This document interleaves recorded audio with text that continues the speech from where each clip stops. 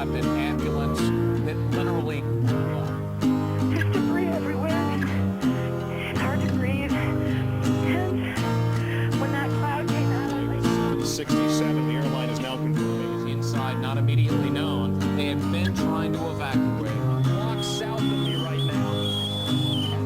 Some kind of a safe perimeter. Good evening. And many of the... On this most tragic day, Senior counterterrorist. we have a masked panel here that hopefully will be able to provide information on a variety of areas and topics. I'm sure I can speak for the members of the panel. Collectively, when we awoke this morning, we certainly did not think we would find ourselves with this task ahead of us. On my immediate right is the Public Information Officer representing Adams County Emergency Management Systems. His name is Gil Sheffer. Seated next to Gil is a psychiatric counselor, Susan Paddock. On her right, representing the Gettysburg Police Department, is Chief Gantz. To his right, representing the Red Cross, is Steve Moore. And way across the panel, representing one of the Methodist congregations, is Reverend James Spielman. I think we'll start, Gil, with you. Okay. If you could just speak maybe in regards to the status of some of the county offices and things like that. Maybe you could speak in a broad sense to some of the local emergencies maybe that played out, and just generally if you could sort of summarize what happened today and how you see things playing out over the next several days. Well, this morning about 9 o'clock, a little after 9 o'clock, when the plane hit the first of the Twin Towers, at that point in time, it was not realized that the attack was a terrorist attack. It was considered just a regular airplane accident.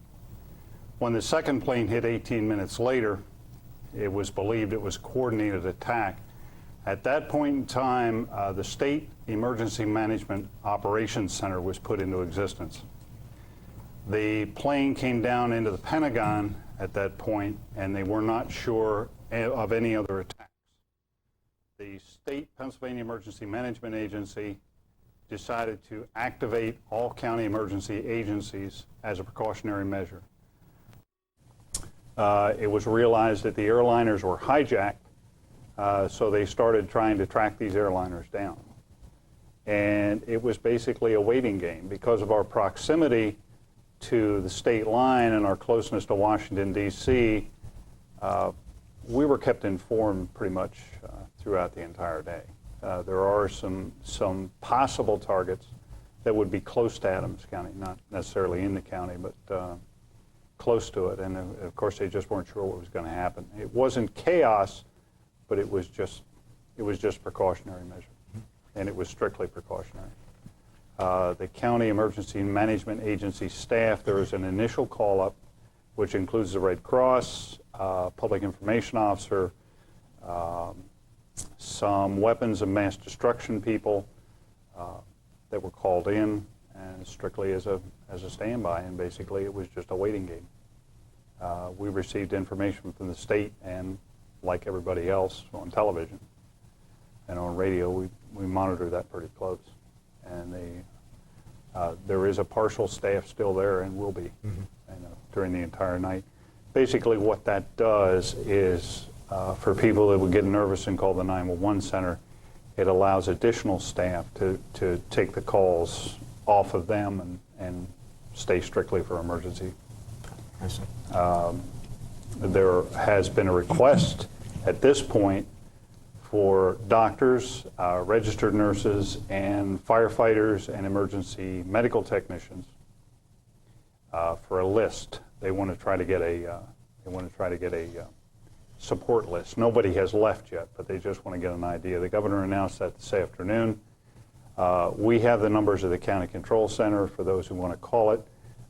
You can call 334-8603, and that will put you into the Operations Center, and the numbers are up there for those who want to, see what they can do. Sure, very good, and certainly there's a great need. What do you project maybe some of the concerns being, at least in a local sense, over the next several days? One of the reasons the county centers were put into operation is because of the fact that you have two problems during a terrorist attack. One is you could have an accidental attack against a target that might not be high on their priority list, but just happens to be available. And two, you could have look-alike attacks. And as you noticed in most of the video that's been seen today of the aircraft that went down in western Pennsylvania, you'll notice that their teams were on site fairly fast. The reason for that was the fact that their emergency operations centers were in full operation at the time. So there's no wait. One of the big problems that's been discussed in the federal government, one of the problems that I've taken training on weapons of mass destruction, are called secondary attacks. And you saw that when the first aircraft hit the Twin Towers. The second aircraft that hit the second tower was probably planned to hit it after the responders were there. And that's been a fairly common action by terrorist bombings. They will try to get a second attack. That's why they're not sure where the fourth plane was going. Thank you very much. Okay. Maybe we could jump to Chief Gantz. Yes. Some of your information maybe would dovetail with Gil's. If you could just speak to again maybe some things regarding if you have a version of an anti-terrorist task force, or anything in that realm. Well, we didn't have a version of an anti-terrorist. I can tell you that we were involved, though, in some of the things.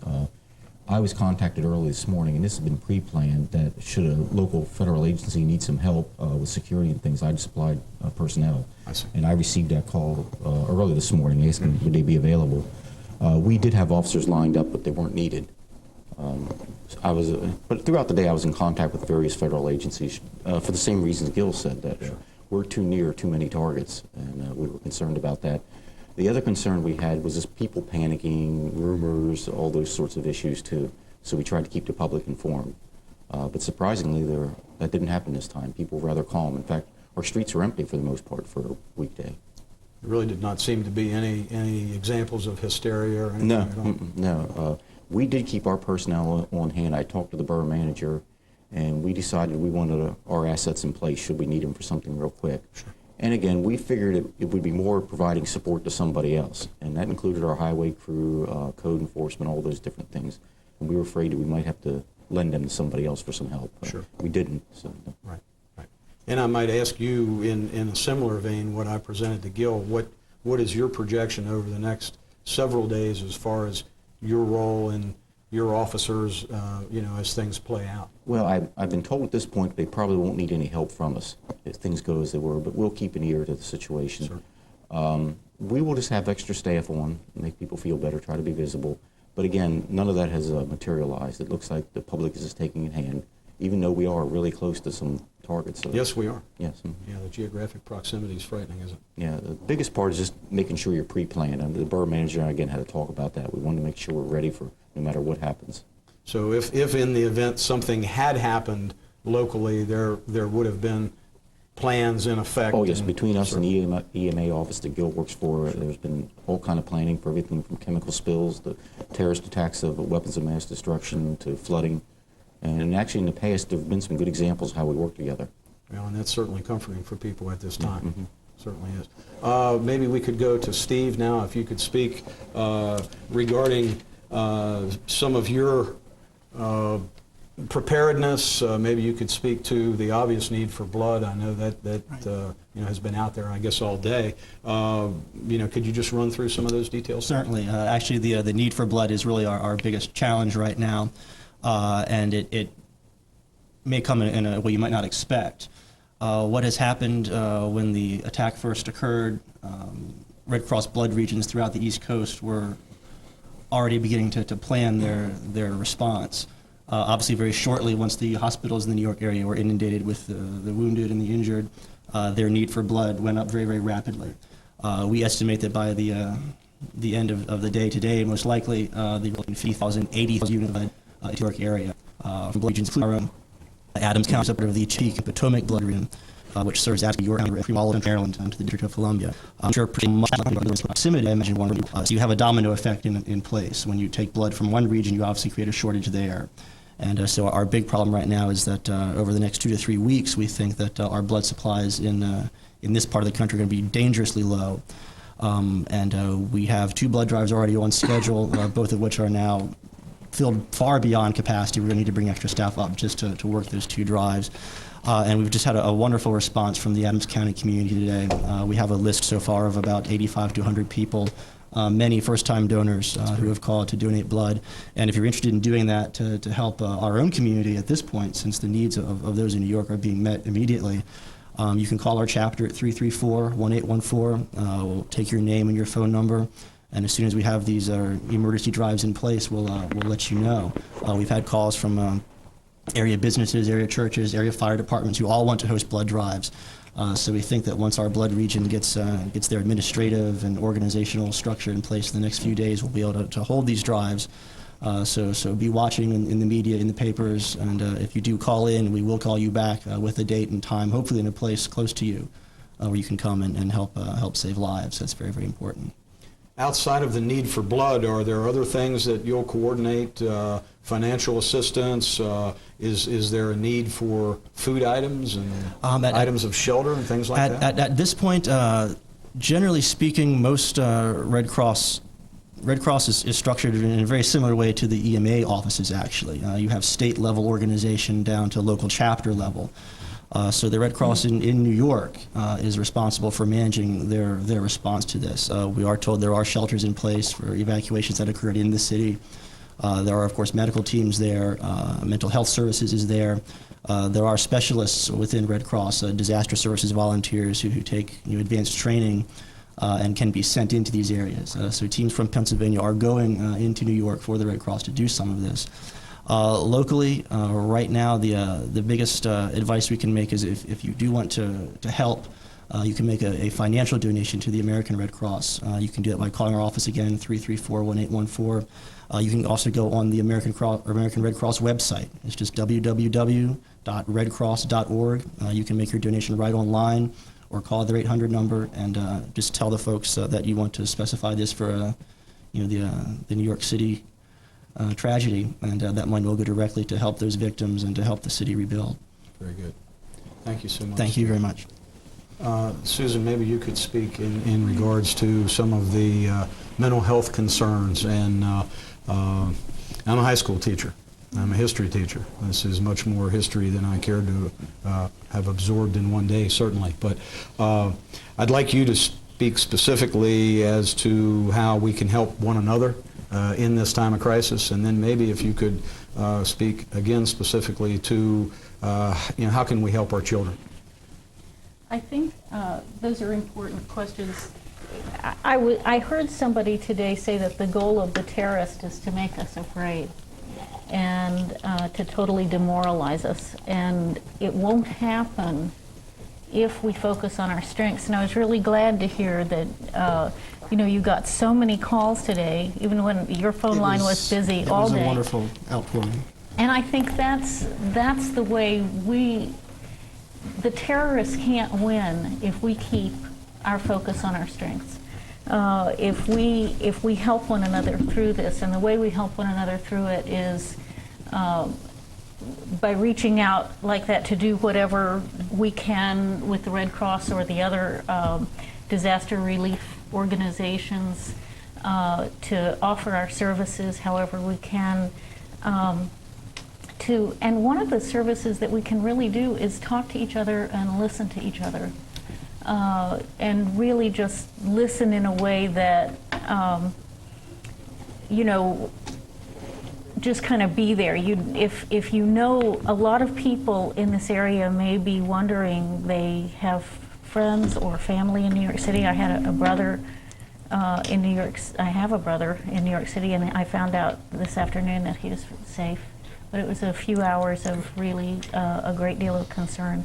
And I think that there are other people who maybe weren't as blessed as I today in our area who have lost people that are important to them. So I think the best thing you can do, you don't have to, really know what to say, just call up and say, I'm thinking about you. That's the important thing. As for children, there are some things that it would be good with little ones to kind of limit their exposure. That is, don't just be watching this 24/7, and when you've got little kids around, it's enough. They need to stay with their routine, keep them to their routine, and I'm not even just little kids, but even teenagers. Try to keep them to their routine as much as possible. That they get up at the same time, they go to bed at the same time. You still have dinner together as a family. You might find children and teenagers. Regressing a little bit. Acting younger than you would expect them to, and what's really important there is to just help them name their feelings, help them talk. It really helps people to know that they can do something, and that even helps children and teens to know that they can do something. I don't know if there's a limit on, can teenagers donate blood? The minimum age for donating blood is 17. However, we do have volunteers that help out at blood drives, and they can be any age, especially for working in the refreshment area. In fact, we had a young volunteer from the Gettysburg High School who has been with us for almost 2 years now, and he came in right after school and answered the phones for us this afternoon. He's 16 years old, and it was just a great thing that he was able to do that. I think that's important, and teenagers and children can also draw. They can send condolence cards that they make themselves. Anything that they can do like that, where they feel that they're doing something, can really help organize people around their strengths, around their resilience. That's the main thing. Parents are the best. Parents, grandparents, big sisters, big brothers, teachers are the best people to do that. Let them talk and talk and talk about it. There's not going to be too much talk. They need to talk about it. That's an excellent point. Well said. The resiliency of faith. Pastor, I saved you for last. Historically, I think It can be said that in times of tragedy like this, human beings have turned to the institution of the church, or the synagogue, or the mosque, as a source of strength and a source of hope. Today's no different. We have seen reports nationwide of church services being offered, of people turning to their places of worship to find a word of hope and comfort in a situation that, to the rational mind, it's virtually impossible to explain. The parish that I represent, the one that I am the director of, the Upper Adams United Methodist Parish, for instance, the 7 churches and the 7 communities that are served by those churches will meet tomorrow evening at the Bendersville United Methodist Church at 7 p.m. for a time of prayer and worship, and what I hope will be hope-giving. The resiliency of faith, I think, results from the reality that human beings, when the shock wears off, will seek first to find an answer to the question, why? Why did this happen? That's probably the oldest of the human questions. And there is simply no rational explanation. The closest perhaps that we can come is the recognition that as long as human beings have free will, and thank God they do, there will be acts of evil, there will be acts of barbarism. It is simply part of the human condition. The second question, and to me the more important one that will be asked, is where is God in this? And I think that God is found in 3 places. Regardless of the faith tradition, be it Muslim, Jewish, Christian, some of the Oriental faith traditions, there is in all of them the affirmation that Death isn't the end. That God somehow in the mystery of life and death has the last word. And the people that died today, God has the last word about their lives as well. And his message to them is life. That's what the resurrection and our belief in that is all about. That death isn't the end, that it isn't the last word in situations like this. The second place I believe God can be found is in the suffering of people that have lost loved ones. I believe God hurts with those people. I believe ours is a God who knows what it is to suffer, who understands what it is to experience pain. He certainly understands loss. The Jesus event testifies to that. So he's in the midst of their pain, seeking ways to bring comfort.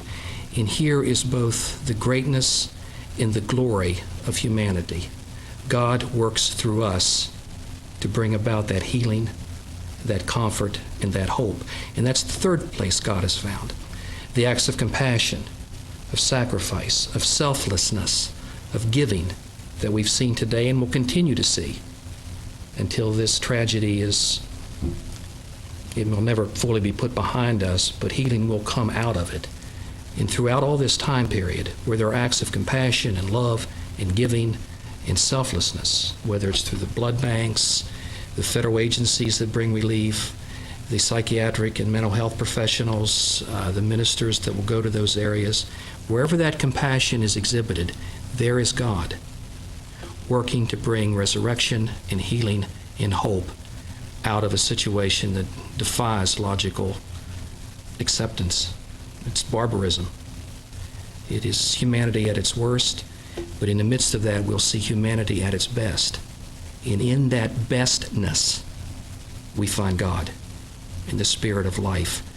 And life is always stronger than death, and love is always stronger than hate. Thank you very much, Pastor. I can't really conclude with any better thoughts than the pastor's remarks. I think you have certainly heard here that there is a place for everyone watching this broadcast and those that will not hear us, that there are ways that we can actively be involved to find comfort, to find an explanation, again, on this day that none of us have any basis of comparison for. So I thank you all for your comments. And I would just ask that when you get a moment, pray and reflect on what this day will mean in the long term, that we will pull together and certainly realize the power of God in this country. And again, I thank you all so much for your efforts. Good night. Well, okay, now I'm going to be honest with you, okay? I think that if they want to, strike back. And the United States is going to strike back. And believe me, when we hit, ain't going to be no stopping. Because, I mean, the president's done said over national TV, we're coming over, we're getting our people, and if there's anything started, we're going to finish it. So we'll finish it. Do you think there's enough information at this point to place the blame on any particular country or any particular organization? No, I feel the United States should stay, okay, my honest opinion, if Iraq and the other countries over there get into it, leave the United States out of it. All right, I'm here with Jake from the Gettysburg Coffee Shop. Or no, actually the Ragged Edge Coffee Shop. I was like, what? All right. Where were you yesterday when all the events took place? When did you first know about it? I was in Italian class. I didn't find out until I got out at 9:50 roughly. And then I had called a friend of mine, and he asked me if I'd known anything about it, and I said no, obviously, because I was in class. And he told me the whole situation. At first, honestly, I thought it was a joke. I didn't take it seriously. And I mean, it's just like one of those things, you know, like one of those like sci-fi movie kind of things. You know? It did look like it was right out. It's very surreal, and I didn't place it in, you know, in the everyday events. And then I watched it on TV, and I was like, this is crazy. So, what do you think the government should do about it? Honestly, I'm gonna take a total anti-war position. I think that there needs to be a lot more discussion between the nations. Everyone, all the nations in the world, I think, need to sit down and talk these things through instead of just kind of us against them kind of thing. You know, some Palestinians like us, some don't. And it's all, you know, all it is just a matter of people voicing their opinions, telling each other what they want, what their needs, what their goals are, and just evaluating all those different positions and saying, how can we deal with everyone? Do you consider this an act of war against the United States, though? I consider it an act of, not of war, but of retaliation, in the sense that I think these people have been tortured for a long time, and not necessarily by us, but certainly we had a lot to do with it. And I don't want to say that these people are just like out just to kill people, which, I mean, it's pretty obvious they honestly wanted to kill people, but they had a higher purpose in mind. You know, these guys, they think that they're going to go to a higher place. They think that they're doing something good, you know, and they see their families dying every day, and they get the opportunity to join a group like, you know, any one of these terrorist groups, and they get the opportunity to kill the people who've killed their families, you know. So it's all relative, you know. Taken out of context, we can be like war, war, war, but this is not the start nor the finish of anything. So just my position is going to be, you know, we just need to talk. Everybody needs to voice their opinion. Thanks, Jake. Yeah, thanks, man. Where were you when you first found out what happened yesterday? I was home when I found out about it, and my reaction is very, very sad. You know, I think it's a shame that innocent people, you know, have to pay or suffer for something, you know, you really know nothing about.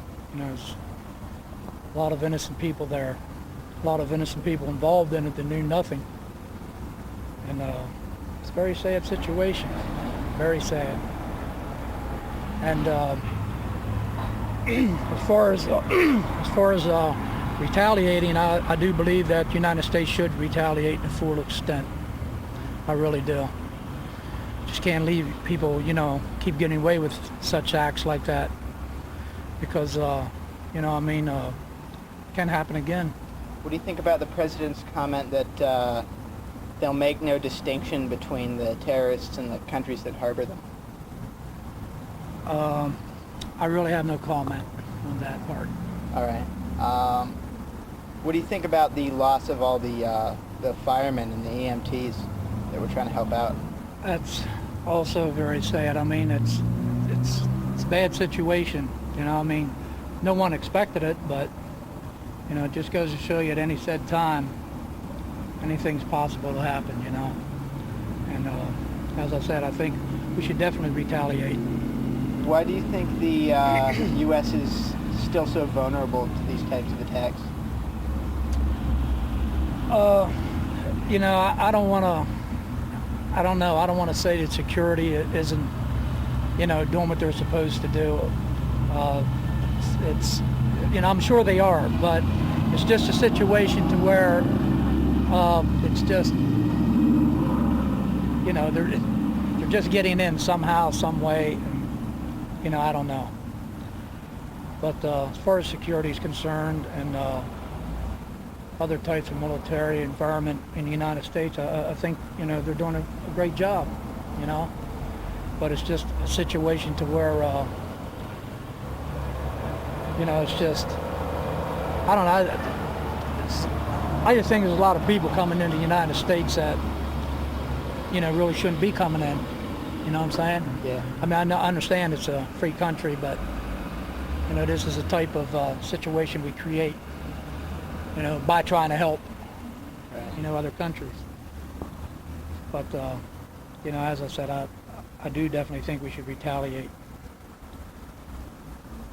All right, thank you. You're Tell welcome. us where you were yesterday when you first learned the news about what happened. I was in my dorm room coming back from Spanish class, and my friend's roommate comes out and tells me that 2 jets hit the World Trade Center buildings and the Pentagon. Was that before the actual buildings fell down? Yes. Did you watch it on TV when that happened? I watched live as both buildings fell down. Did you? What'd you think about it? Did it hit you emotionally, or like where are you from in that area? Did you know anybody in that area, or? Yeah, my uncle worked right across the street from there. Is he all right? Thank God he was late for work that day and saw it from the ferry. Yeah, yeah. And I'm only 60 miles north of New York City, so. Yeah. What do you think the government should do about it? Honestly, much as I want vengeance right now, and then angry at this, you really don't have any idea. Well, we do have an idea of who's responsible for this. However, we're 3/4 of the way sure, but we're not sure that he did it, Osama bin Laden.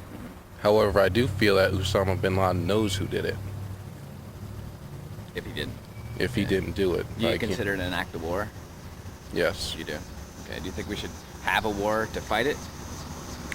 I think there must be some form of retaliation.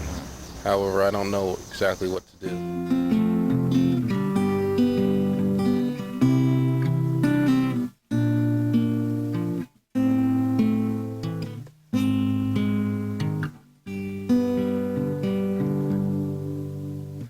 In my dream, I thought of you and of our time together. Awakening, I'm left with memories of all that's good in you. Though our time was fleeting,